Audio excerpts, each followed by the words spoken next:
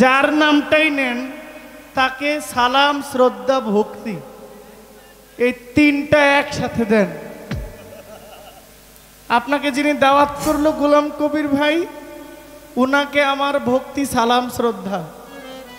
দরবারের পীরজাদা ফিরোজ শাহ, উনাকে সালাম শ্রদ্ধা ভক্তি।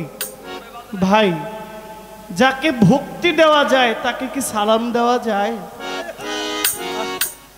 যাকে সালাম দেওয়া যায় তাকে শ্রদ্ধা জানানো যায়।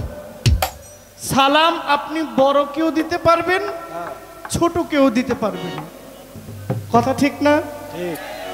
আপনি শ্রদ্ধা করবেন কাকে? বড়কে। স্নেহ করবেন কাকে? ছোটকে। না অযৌক্তিক? সত্য না? স্নেহ করব ছোটকে, সম্মান করব বড়কে, আর সালাম দিব বড়কে ছোটকে। যে আগে সালাম দেয়, আল্লাহ বলছেন যে আগে সালাম দেয় তার বেশি নেকি। আর ভক্তি, এই ভক্তিটা যাকে দেওয়া যায় তাকে কি সালাম দেওয়া যায়? আপনি যে তিনটাই একসাথে দেওয়া শুরু করছেন পাইকারি দরে,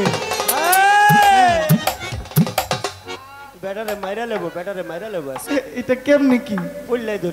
আমার একটু খুলে কই, এটা আপনার কাছে আমার একটা নোটিশ রইল। কি বললো আমার ভাই যে এতক্ষণ আমরা দুই ভাইয়ের প্রশংসা করছি, অনেক কিছু করলাম, এখন সব বাদ,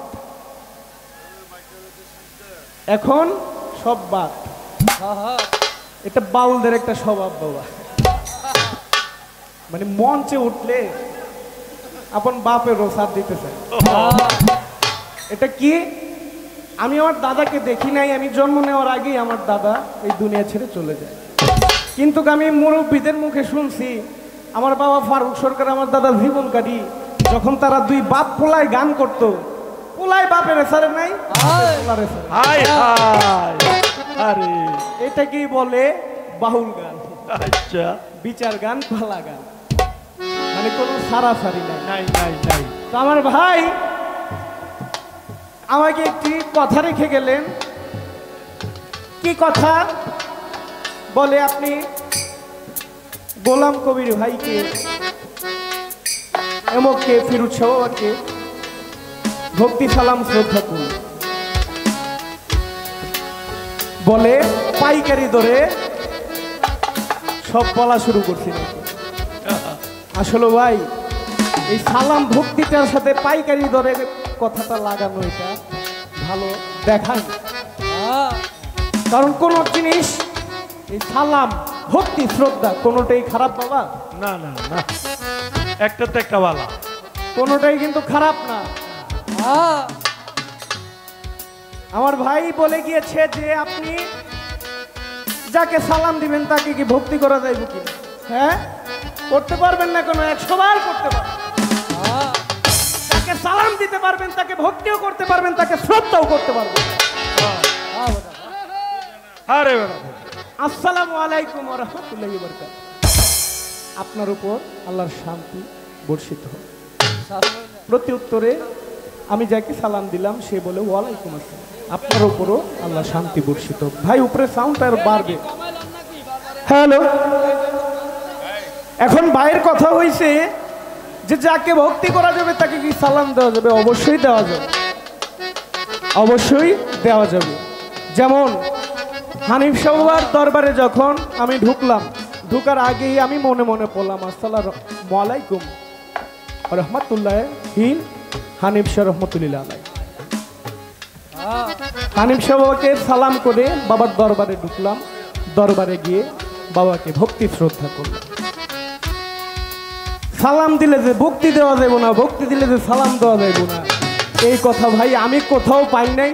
যদি আপনি পায়ে থাকেন ভাই আমাকে শিখিয়ে দিন। আপনি বড় ভাই মানুষ, আপনার থেকে যদি এক কথা আমি জানতে পারি এটা আমার লাভ, তাই না? কারণ আমার শিখার অনেক কিছু আছে, অনেক বাকি আছে বাবা, অনেক অনেক।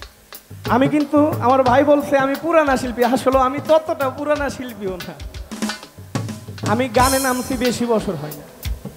আমার থেকে আপনি যথেষ্ট পরিমাণ সিনিয়র শিল্পী, অনেক জ্ঞানী গুণী শিল্পী। আমি এমন কথা কোথাও পাই নাই যে ভক্তি যাকে দিব তাকে সালাম দেওয়া যাবে, এমন কথা আমি পাই নাই। যদি আপনি পেয়ে থাকেন আপনি আমাকে বললেন, আমি শিক্ষা নিলাম, এটা ভালো, এটা আমার জানা থাকবে। ভবিষ্যতে আরেকজন যদি আমাকে জিজ্ঞেস করে আমি বলতে পারি। কারণ একটা গান শুনেন নাই, সালাতু সালাম গো জানাই, দুরুদু সালাম গো জানাই আপনার দরবারে নবী গো আমরা গুনাহগারী, ভক্তি ভরে স্মরণ করি আমরা গুনাহগারী। গানের মধ্যে কিন্তু সালামও জানাইছে, ভক্তিও জানাইছে, দুইটাই জানাইছে। আরে এই ছিল ভাইয়ের কথা। চেষ্টা করলাম আমার যতটুক জানা, আমার যতটুক জ্ঞানে জানা, আমি চেষ্টা করলাম আমার ভাইয়ের কথা জবাব দেওয়ার। তো আমি আমার দাদার লেখা একটা দেহতত্ত্ব গান করি, কেননা এই গুটিয়ার মধ্যে আমার বাবা গান করেছিলেন, তখন আমি একদম ছোট, হালকা হালকা খেয়াল আছে। আমার বাবার সাথে আমি যাই গান।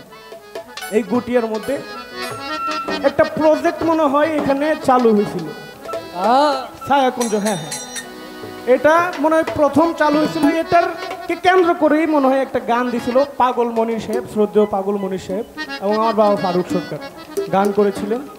তো আমি এখানে এসেছি অনেক ছোট থাকতে গুটিয়া, তো দুইটা গান করেছিলাম। শেষ রাত্রে অনেক টাকা পুরস্কার পেয়েছিলাম, হ্যালো, অনেক ভালোবাসা পাইছি এখান থেকে। তো আমার সেই সৌভাগ্য হয়েছে যে আমি এই গুটিয়া নগরে এমন বড় একটা মঞ্চে আমার জহির ভাইয়ের সাথে এবং আপনাদের সামনে হানিফ শাহ বাবার মতো একজন অলির দরবারে আমি অধম নগণ্য একজন গোলাম, আমি অধম ফেরদৌস গান করতেছি। এটাই অনেক পাওয়া আমার জীবন। তো ছোট্ট করে আমি আমার দাদার লেখা একটা গান রাখি, গানটা একটু মন দিয়ে শুনবেন।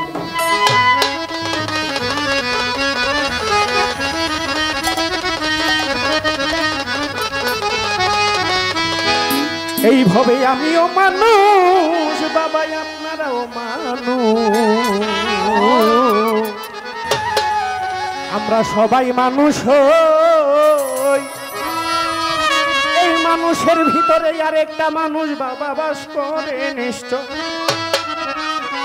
এই যে আমি ফেরদৌস সরকার গান করতেছি, আসরে দাঁড়াইয়া আমার হাত নড়তেছে, মুখ নড়তেছে, আপনারা গান শুনতেছেন বসিয়া বসিয়া।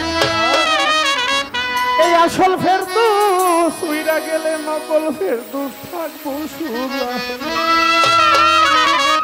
আচ্ছা বাবা, আমি ফেরদৌস সরকার আজকে আপনাদের সামনে গান করছি, আল্লাহ এমন না করুন। মানুষের এক সেকেন্ডের ভরসা আছে বাবা। আমি যে এখান থেকে বাড়িতে যাইতে পারবো, আমার বাসায় পৌঁছে দেবো, এই গ্যারান্টি আমি দিতে পারবো না, কেউই দিতে পারবেন না। এই যে আমি ফেরদৌস সরকার গান করতেছি, দাঁড়াইয়া আপনারা গান শুনতেছেন, আমার হাত নড়তেছে, পাও নড়তেছে, আমার ভিতর থেকে একটা আসল ফেরদৌস, দম নামক একটা ফেরদৌস আছে। সেই ফেরদৌস বলাচ্ছে বিদায় আমি বলতে পারছি, সেই ফেরদৌস হাত নাড়াচ্ছে বিদায় আমি হাত নাড়াতে পারছি।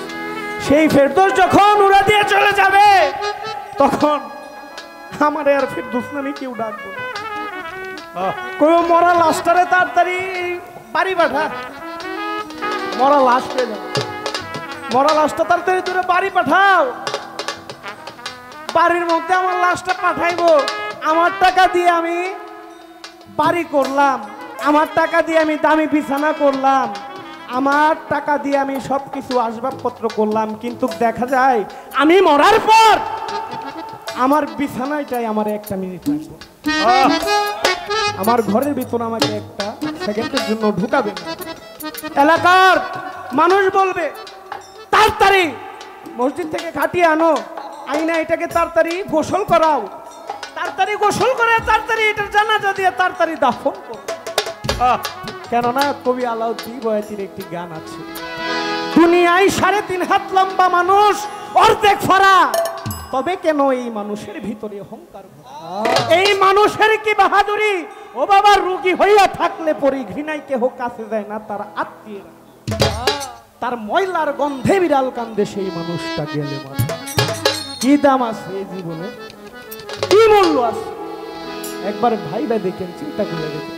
এই দেহটাকে অনেক কবি, অনেক রাইটার অনেকভাবে এই দেহটাকে নিয়ে গান লিখেছেন। যেমন শাহ আব্দুল করিম লিখেছেন, কোন মেস্তরি নাও বানাইলো কেমন দেখা যায় ঝিলমিল ঝিলমিল করে রে ময়ূর খালেক দেওয়ান সাহেব লিখেছে ঘুড্ডি কে বানাইলো রে কামেলা রইল তো এমন রঙ্গিলা ঘুড্ডি দেখাই আমি ধান্দা খাইয়া রই ঘুড্ডি কে বানাইলো রে আবেদ আলী বয়াতি লেখছে ঘোড়ার ব্যাপারী তোমায় জিজ্ঞাসা করি ঘোড়ার ব্যাপারী তোমায় জিজ্ঞাসা করি কত লাভ কইরাছ ঘোড়া রে তুমি কত লাভ কইরাছ ঘোড়া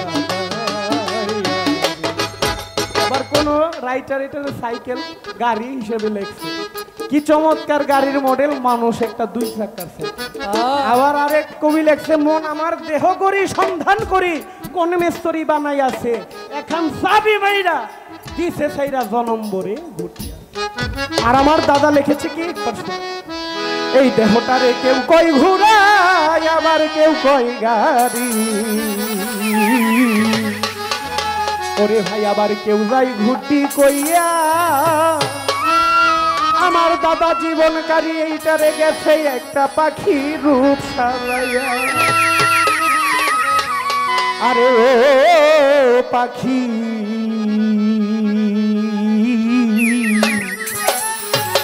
উড়া দিতেছে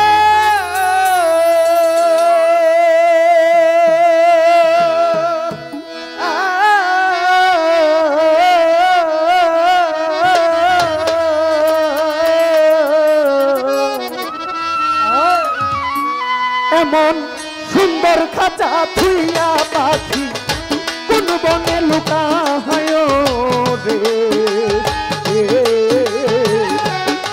আমার উড়াইলা পাখি রে আরে ও পাখি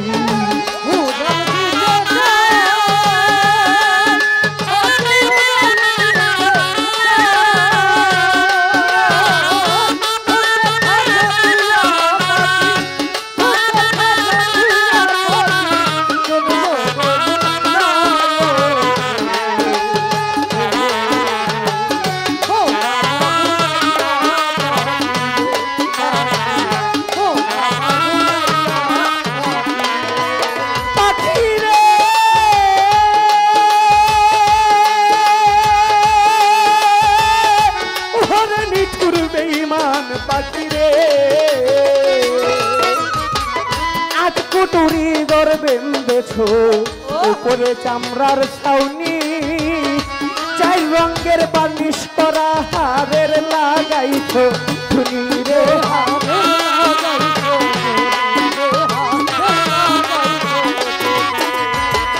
আট কুটুরি দর বেঁধেছ উপরে চামড়ার ছাউনি চাই রঙের বানিশ করা হারের লাগাইছ ধুনি রে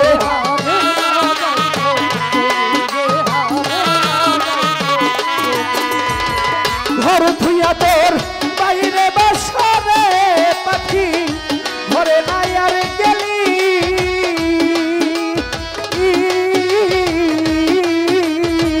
তুই পাখি উঠিয়া গেল মাটির ঘর হই খালি রে আমার উড়াইলা পাখি রে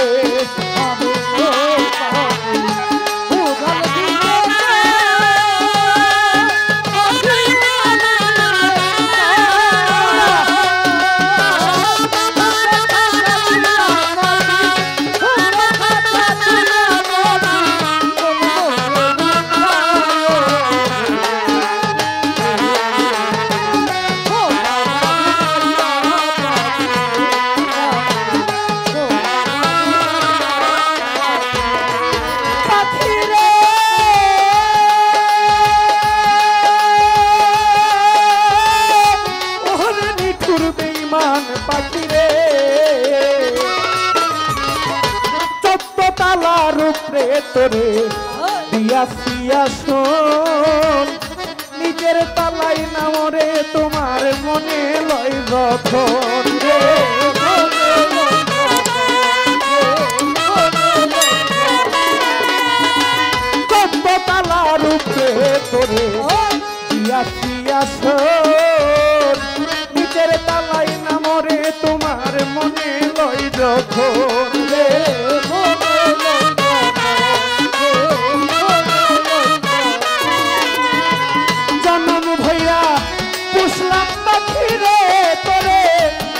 কলা খাওয়াইয়া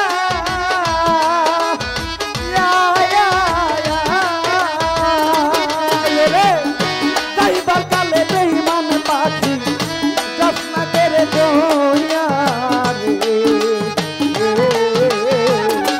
আমার উড়াইয়া পাখি রে আরে গো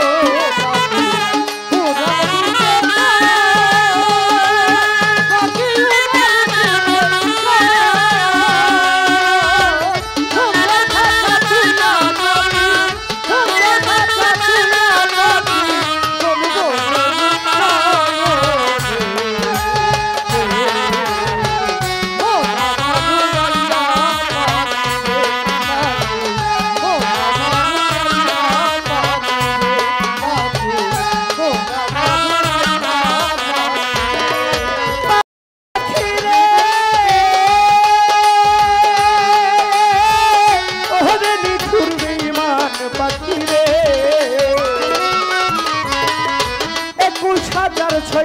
মাইলে তোমার আশা যাওয়া কোন দিন জানি হঠাৎ কইরা ডুবাও মানব খাওয়া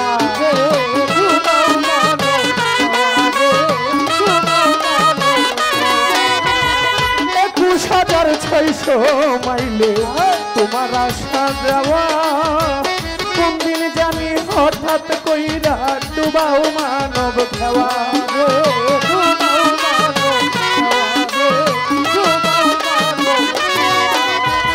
সেই দিনটা মনে হইলে রে থাকি সদাই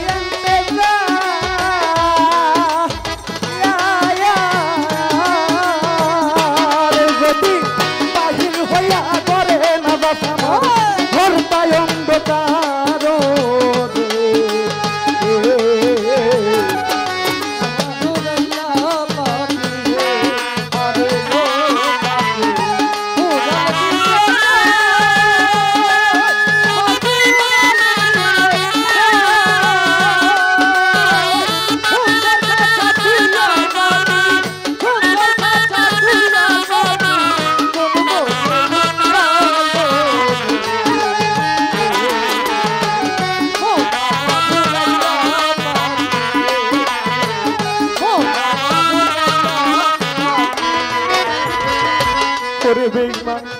পাখি তোর স্বভাব ভালো না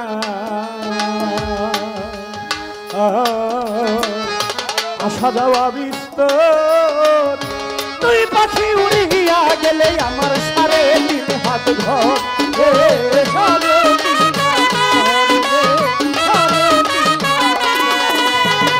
পাখি তোর স্বভাব ভালো না আশা যাওয়া বিস্তর পাখি উড়িয়া গেলে আমার সাড়ে 3 হাত ঘরে